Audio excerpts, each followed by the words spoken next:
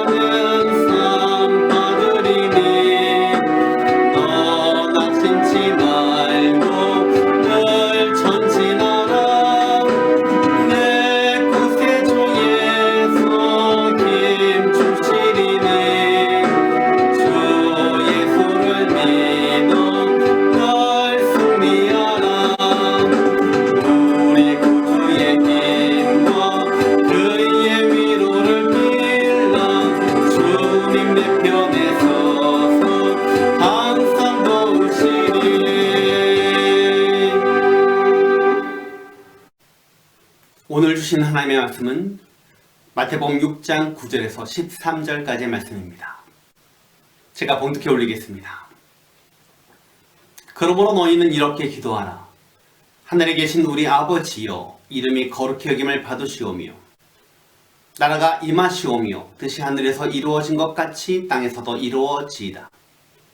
오늘 우리에게 일용할 양식을 주시옵고 우리가 우리에게 죄 지은 자를 사하여 준 것 같이 우리 죄를 사하여 주시옵고 우리를 시험에 들게 하지 마시옵고 다만 악에서 구하시옵소서. 나라와 권세와 영광이 아버지께 영원히 있사옵나이다. 아멘.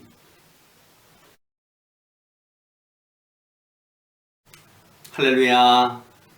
거룩한 주일 주 앞에 나와 예배하는 여러분에게 하나님의 사랑과 냉가 넘쳐나시기를 주님의 이름으로 축원을 드립니다.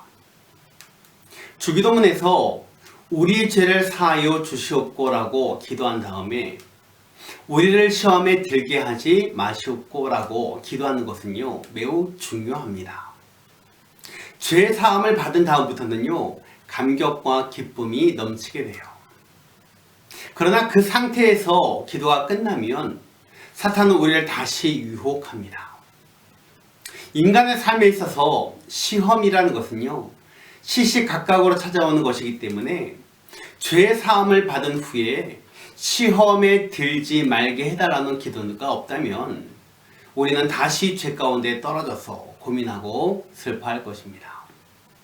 그러므로 이 기도는요, 하나님, 내가 유혹에 빠져서 죄 짓지 말고 승리하는 삶을 살게 해주세요 라고 기도하는 것입니다. 시험에 들지 않게 해달라는 기도는요, 우리 성도들이 꼭 해야 할 기도인 것입니다. 그리고 우리 청소년들이 해야 할 기도이고, 우리 젊은이들이 이 세상의 유혹에 넘어가지 않기 위해 꼭 해야 할 기도인 것입니다. 요한복음 8장에 보면 예수님께서 가늠한 여인에게 그 죄를 용서하신 후에 다시는 죄를 범하지 말라고 말씀하신 것을 보게 됩니다. 요한복음 8장 11절 말씀. 예수께서 이르시되 나도 너를 정죄하지 아니하노니 가서 다시는 죄를 범하지 말라 하시니라.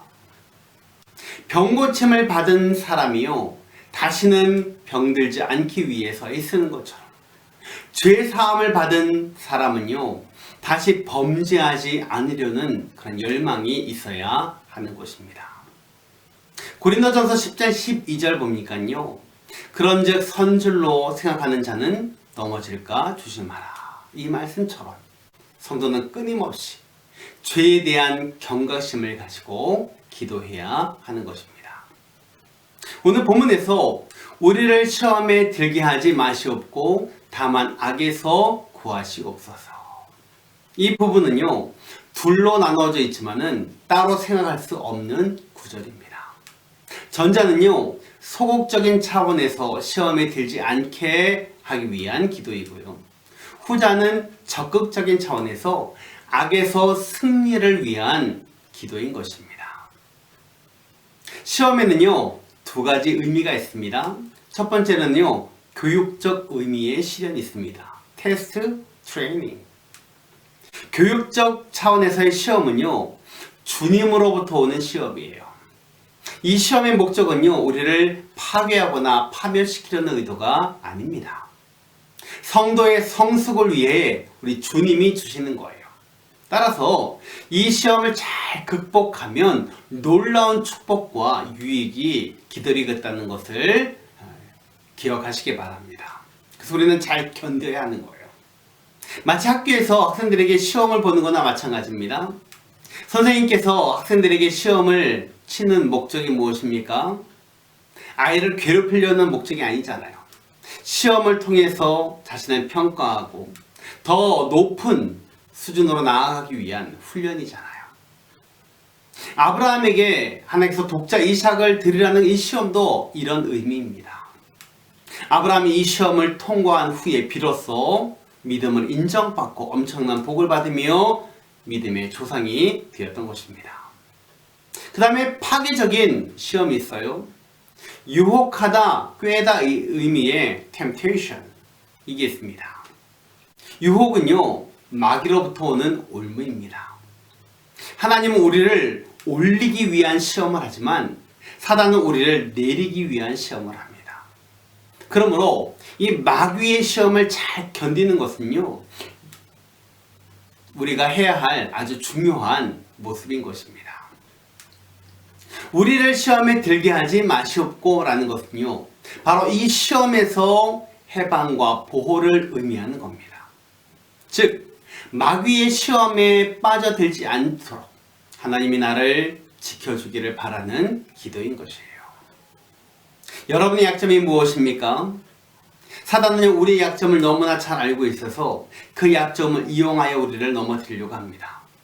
그러므로 우리는 늘 이 기도를 드려야 하는 것입니다. 또 시험은 어디서 올까요? 외부에서 시험이 옵니다.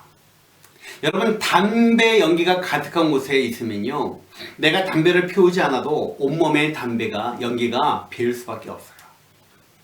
마찬가지로 내 환경이 세상적이고 향락적인 곳이라면 우리는 언제나 시험에 노출될 수 있고요 거기에 빠져들 수 있다는 것을 기억하시기 바랍니다. 그 다음 시험은요 내부에서 옵니다. 외부에서 오는 시험은요 발견하기 쉽고 느끼기 쉽습니다. 그런데 마음에서 일어나는 시험은요 억제하기가 힘들어요. 예수님께서 광야에서 받은 시험이 그 대표적인 것입니다. 돌이 떡덩이가 되게 하라. 무엇을 말합니까? 불의의 소위에 대한 시험입니다. 성전에서 뛰어내려라. 자기의 과시에 대한 시험입니다. 내게 절하면 천하만국을 주겠다. 악의 세력에 대한 굴복과 이를 통해서 얻는 자기 영광에 대한 시험입니다. 그러면 이런 시험에서 승리하는 비결이 무엇일까요?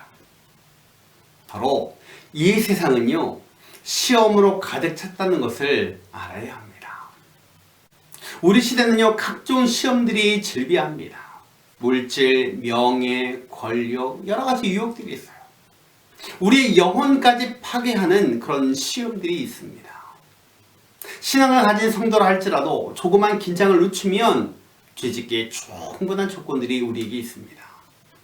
각종 이단들이 우리의 영혼을 노리면서 우리를 시험하고 있습니다. 그래서 우리는 늘 긴장해야 됩니다. 그래서 우리는 무엇입니까? 기도해야 됩니다. 사단의 유혹은요, 그림자처럼 우리를 따라다닙니다. 그 시험을 물리치기 우리는 너무나 약해요. 본능적인 욕망 앞에서 우리는 양심이 힘없이 무너지고 맙니다. 그러나 그 유혹과 시험을 이길 수 있는 힘은요, 바로 하나님의 영이 우리와 함께 하실 때 가능합니다. 그래서 예수님은요, 우리를 시험에 들게 하지 마시옵고라고 기도하라고 가르쳐 주신 것입니다. 우리는 시험에 들지 않도록 기도해야 됩니다. 믿습니까? 그 다음에 시험에 들 수 있는 그 기회와 장소를 거부해야 됩니다. 진정 시험에 들지 않으려면요, 시험에 빠질 만한 장소에 가지 말아야 되는 거예요. 죄의 자리를 거부해야 되는 겁니다. 시편 1편 1절 말씀 보니까요, 복 있는 사람은 악인들의 꾀를 따르지 아니하며 죄인들의 길에 서지 아니하며 오만한 자들의 자리에 앉지 아니하고. 또 무엇입니까? 시험에 들지 않도록 우리는 생활을 그렇게 해야 됩니다. 그리고 자기 자신을 너무 과시하지 말고 늘 겸손해야 시험에서 이길 수 있는 것입니다. 말씀을 드립니다. 다만 악에서 구하시옵소서. 이 구하시옵소서라는 말은요, 풀어버리다, 해방하다 라는 의미를 가지고 있습니다. 그리스도인은요, 사단의 결박을 끊어버린 자유인입니다. 그리고 이 자유는요, 성령 안에서의 자유이고 죄로부터의 자유인 것입니다. 사랑하는 모든 성도님들, 이런 자유가 우리에게 있음을 기억하시고 시험에 들지 않도록 기도하면서 승리하는 모든 성도님들이 다 되시기를 주님의 이름으로 축원을 드립니다. 주기도문으로 예배 마치겠습니다. 하늘에 계신 우리 아버지여, 이름이 거룩히 여김을 받으시오며 나라의 임하옵시며 뜻이 하늘에서 이룬 것 같이 땅에서도 이루어지이다. 오늘날 우리에게 일용할 양식을 주옵시고 우리가 우리에게 죄 지은 자를 사하여 준 것 같이 우리 죄를 사하여 주옵시고 우리를 시험에 들게 하지 마옵시고 다만 악에서 구하옵소서. 대개 나라와 권세와 영광이 아버지께 영원히 있사옵나이다. 아멘.